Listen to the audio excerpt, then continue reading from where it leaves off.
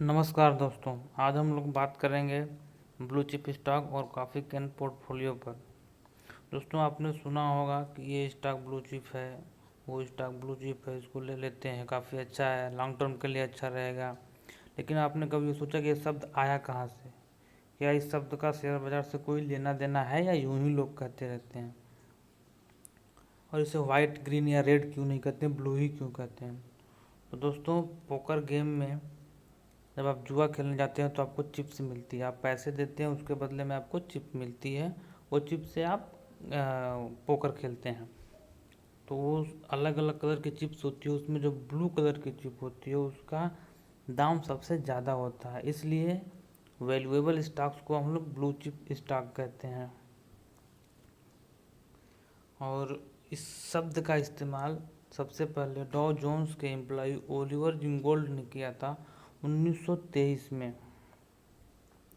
इन्होंने ऑब्जर्व किया कि कुछ स्टॉक्स की कीमत करीब करीब $200 से भी ज़्यादा हो गई है और ये स्टॉक काफ़ी महंगे हैं, इसलिए इस स्टॉक को उन्होंने ब्लू चिप स्टॉक कहा।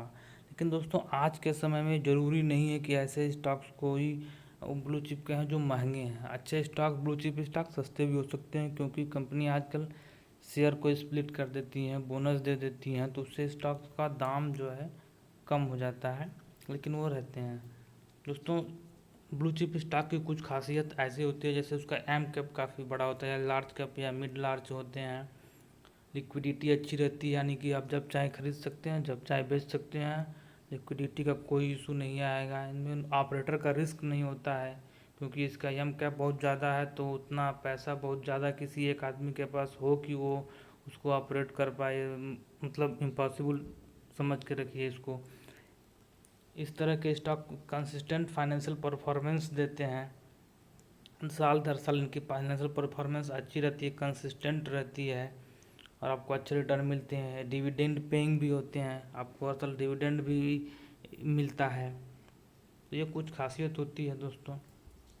अब हम बात करते हैं कॉफ़ी कैन पोर्टफोलियो की। तो दोस्तों, कॉफ़ी कैन पोर्टफोलियो एक्चुअली इसका ये शब्द आया कहाँ से? पहले यूरोप में पुराने समय में इन काफ़ी जो अच्छे इन्वेस्टर्स हैं, इंटेलिजेंट इन्वेस्टर जो होते थे, वो अच्छे कंपनी के शेयर्स को लेकर कॉफ़ी के कैन में रखकर भूल जाया करते थे।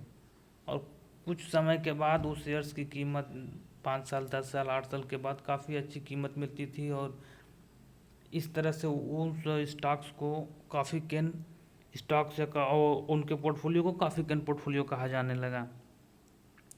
तो दोस्तों, इस कॉफ़ी कैन पोर्टफोलियो में जो स्टॉक्स होते हैं वो स्टॉक्स अच्छे होते हैं, और सारे अच्छे स्टॉक्स का जो पोर्टफोलियो बनता है उसको कॉफ़ी कैन पोर्टफोलियो कहते हैं। तो इसमें जो स्टॉक्स लेने होते हैं, जैसे उनका बिजनेस मॉडल अच्छा हो, उनका सेक्टर अच्छा हो, परफॉर्मिंग सेक्टर हो, और फ्यूचर में भी वो सेक्टर परफॉर्म करे, ऐसा सेक्टर हो। उनकी टेक्नोलॉजी जो भी वो यूज कर रहे हैं वो फ्यूचर में ऐसा ना कि ऑब्सोलीट हो जाए, आगे चल के उसकी कोई वैल्यू ही ना बचे। तो वो तो आगे 2 साल 3 साल के बाद उसकी परफॉर्मेंस गिर सकती है और वो फिर डाउन फेज में चला जाएगा।